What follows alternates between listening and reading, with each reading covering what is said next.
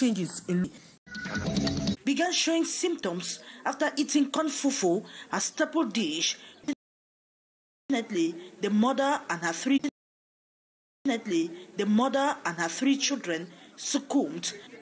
And detected for help, and the depots. A larger city nearby where they are currently receiving treatment. The father, Patrice Nzemzo, also narrowly escaped the tragedy. Second Deputy Mayor of the Bamenda 2 Council in the Northwest region, are dedicated in the region's political turmoil. Her death attributed to father's advocate by 7 years of escalating violence. Critics argue that supporters of the regime in the Northwest and Southwest must remain discreet and avoid drawing attention to themselves. However, observers note that their fervent loyalty to the CPDM and the government often leads them into perilous situations, and whether by chance or choice, they eventually find themselves caught in fatal crossfires. The tragedy of Madame Joko raises critical questions about the current struggle for the imagined Ambazonian statehood. Advocates frequently reference historical documents such as the 1961 Federal Constitution to support claims for self-determination based on the distinct histories of Cameroon's regions. Yet, the violence faced by both ordinary citizens and political figures reveals the deep divisions that persist. In Bamenda and beyond, many individuals feel torn between their allegiance to the government and their yearning for independence. Experts posit that to prevent further bloodshed and tragedies, it is vital to initiate genuine peace talks that consider both historical contexts and the security needs of the people. They say finding common ground is essential for a safer future for all. And the rising costs of basic food staples in Douala is making life extremely difficult for families. The price of beans, whether red, black or white, has nearly doubled, straining household budgets and forcing changes in local diets, as our reporter Saleh Sherifa reports. The recent surge in beans prices has left many shoppers struggling to adapt. Beans, which were once an affordable staple available between 150 to 200 CFA francs per tin, now sell for as high as 350 CFA francs. This sharp rise has placed beans out of reach for many households, putting a strain on family budgets and pushing some to remove beans from their meals.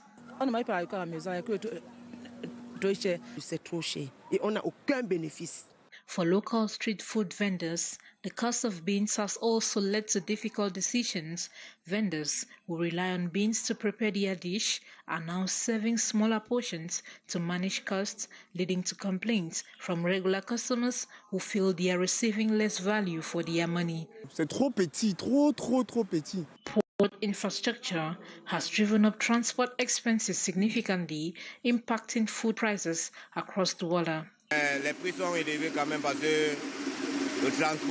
As beans remain essential to many diets, the rising costs have left families in Douala grappling with difficult choices and stretching their budgets as they try to adapt to these ongoing increases. The situation underscores the broader struggles of communities as the cost of basic goods continues to climb. And we now take you to the Dane Division of West region of Cameroon, where a woman in her 50s has been battling poverty to provide for her family. For several years, she has been living in survival mode in a house constantly flooded, as our reporter Gladys Ambodibang reports. Life has never been easy for Adelaide Tanker, but now at 50, her daily battles seem almost insurmountable. For the past 7 years, she and her 3 children have been living in a makeshift home in Bangangte 1 subdivision, a house perched precariously on swampy ground that floods with every rainfall. I've been living with this issue for almost 7 years.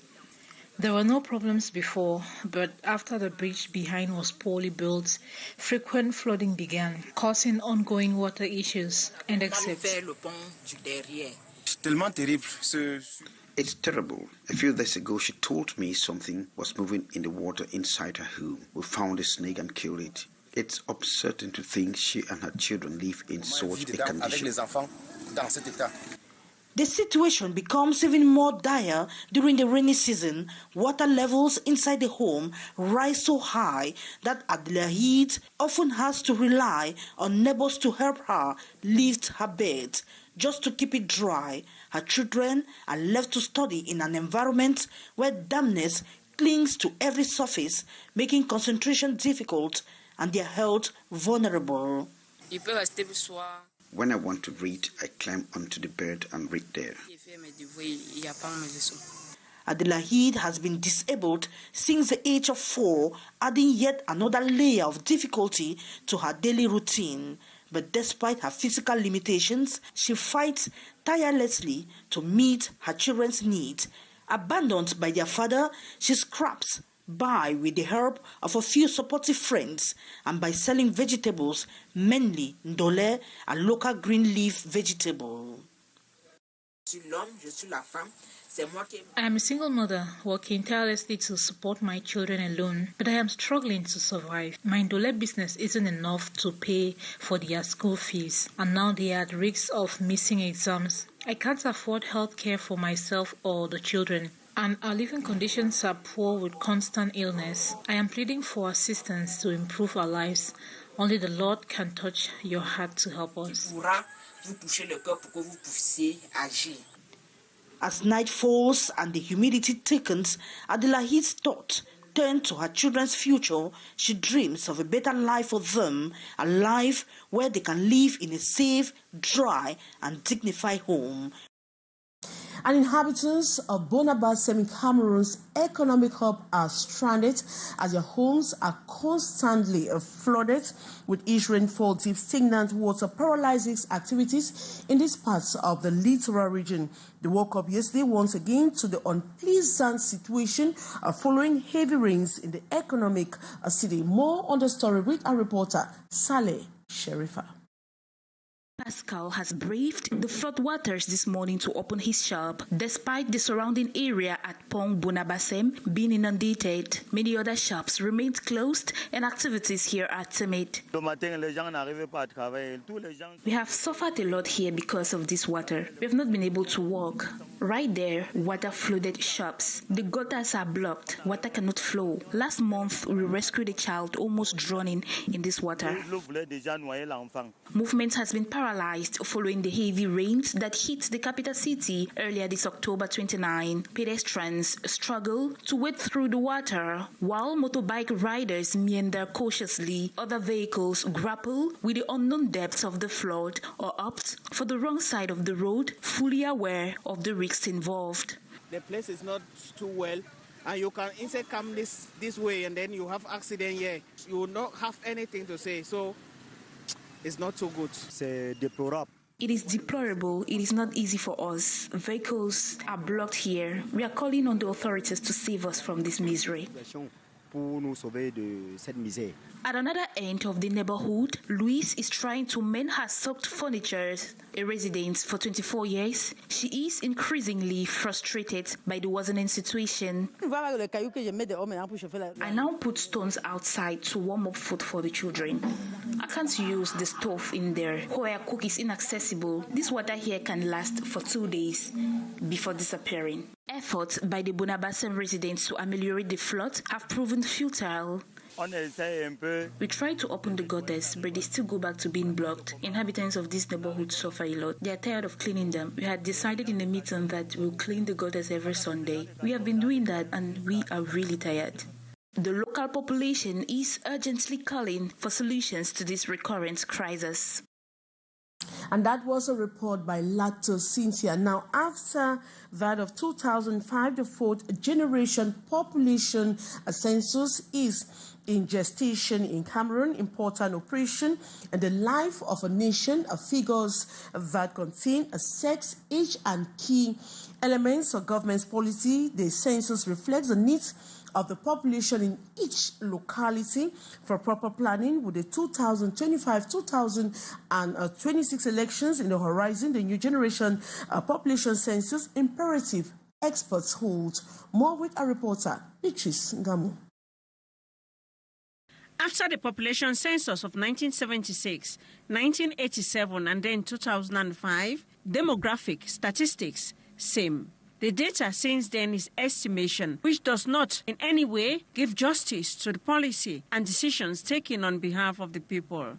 In a 2025 budget preparatory circular dated October 23rd, the President of the Republic ordered the fourth General Population and Housing Census that will include a General Census of Agriculture and Livestock, consolidating the two operations to manage funding constraints. This issue will be discussed during the November session of Parliament. The result of the census, it should be noted, is to help the state carry out policies to the benefit of the population. Today, unfortunately, policy in place do not align with the population. 20 years later, we are more than the 20 million then. A lot has changed. Updating the demographic statistics by age and sex of capital importance for the development of the country. Figures necessary for the formulation of policies adapted to the realities of the society today. The government will be obliged to adjust our development policy, notably revise our 2030 National Development Strategy in its execution phase. This exercise, which one cannot deny is also very costly, vital necessity to assess development in any country, be it in measuring health impact, education advancements, road projects, or better still, construction and others, the number of persons, age, and sex paramount. The socio-political crisis in the northwest region of Cameroon is affecting communities. Women are the most vulnerable. One of their main challenges is the economic hardship they are currently facing. To alleviate poverty in their milieu, they have engaged in petty income generation activities. More on that with our reporter, Ines Ondwambala. Since the start of the socio-political crisis in the southwest region, women have been paying a huge price of the unrest, especially in the economic domain, as activities have been grounded, leading to severe hardship. In the midst of the several challenges, women still work towards fighting poverty by involving into petty trade. It is the case of these women of Union des Femmes Chrétiennes de l'Église évangélique du Cameroun who have produced detergent as liquid soap. They have equally fabricated many accessories in the arts and crafts domain, such as caps, slippers, chains, to beautify women outfits.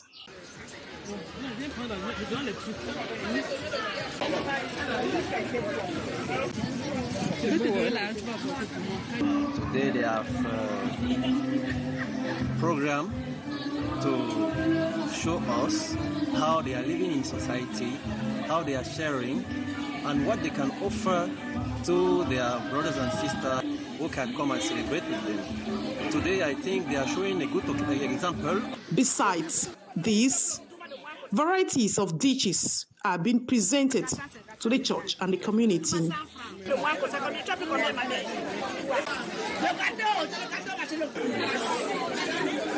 Both traditional and African dishes are available. And here we can discover many skills, cultural, food, and then the way to share together is the most important one. This beautiful outfit of EFC women of Église évangélique du Cameroun is a beginning of a new era to the role these women play in bringing back peace in the community and in church. They have been called upon to remain steadfast to God, and they are asking of God to bless them and protect them. And that was it for this edition of the Primetime Newscast in the English language on Canal International. But don't miss out on the French news coming out of 19:50. And we'll meet again tomorrow for another edition in the English language. Good night from me.